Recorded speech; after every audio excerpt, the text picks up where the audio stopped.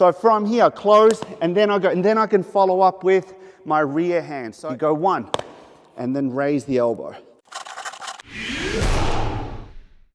Okay guys, how to attack first in a street fight.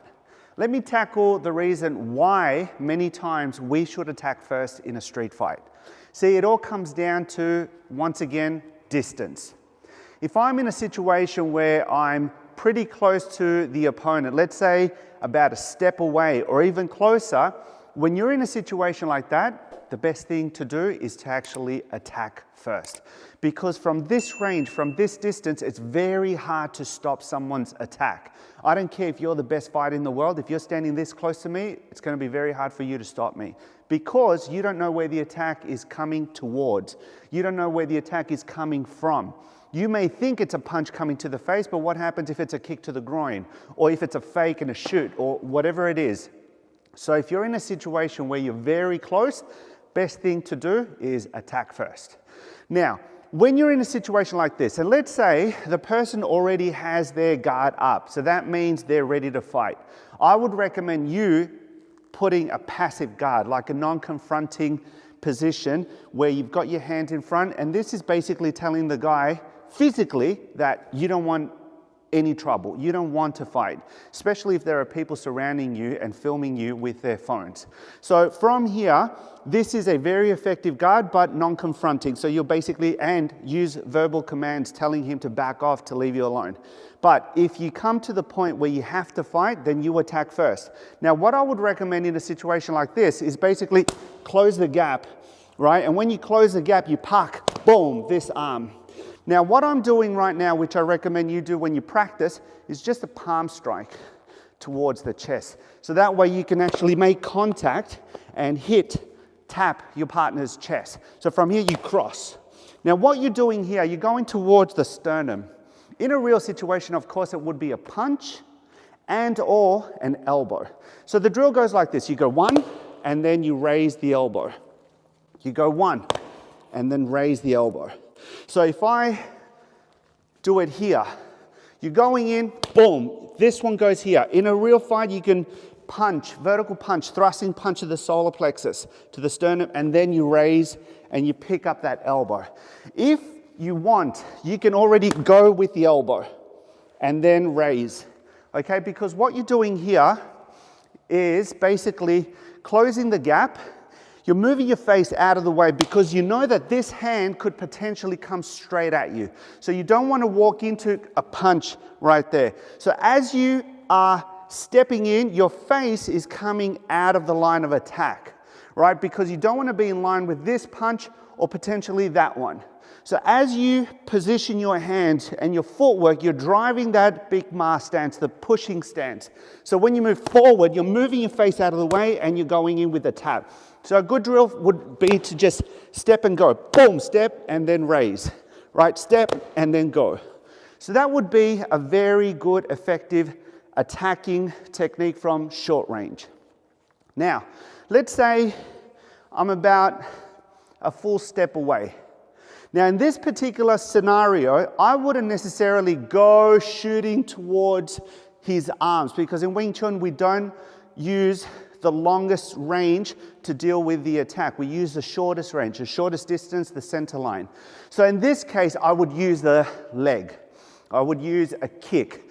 I would basically use my hands to distract, right? Distract, and then I could close the gap with that inside low kick.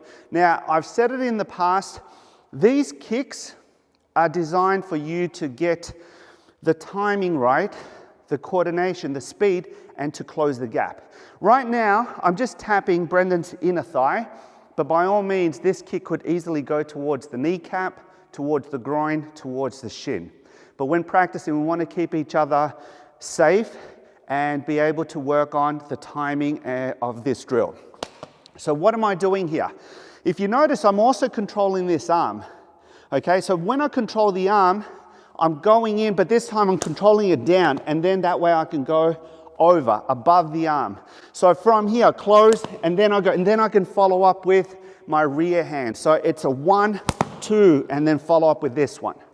Now, I'll read some comments where people will say, yeah, but you know, the guy's got the other hand where they can attack. Of course. But right now, what I'm doing is I'm going in for the kill, so to speak, with my attacking hand, and I'm not giving him a chance to even launch that one. And even if he did, if I go one and he launches that one, you're following through. Right now, this is just a drill, right? We're not doing it for real. We're just practicing the drill. Then when you work on it, you can actually time it in a way where you're going in with the kick and he's meant to punch. That's what I teach my guys. So when you're doing it, if that punch is coming in, are you in range, right? Are you just kicking with your face here? Are you moving out of the line of attack and then counter-attacking with your paksa and then following through? So mid-range would be one, boom, and then you can follow up. And what do you do there? Do you stop? No, you just continue attacking. You go 1, 2, 3, boom, elbow, and then chase, and then front kick, you name it. So that would be a good option for mid-range. So if we're working now a bit farther away, I'm about 1.5 steps, 2 steps away. So in this scenario, I'm also using my kick to first distract my opponent. I'm protecting my face, right? I showed this one in my previous video on how to finish a fight in seconds, which if you haven't watched, I highly recommend you check it out. I'll post the card up here, where if I'm attacking low, I still want to control the scenario, protect my face with my guarding hand, because I don't know if as I move, he may be launching that jab or that cross. So when I do this, I want to protect my face.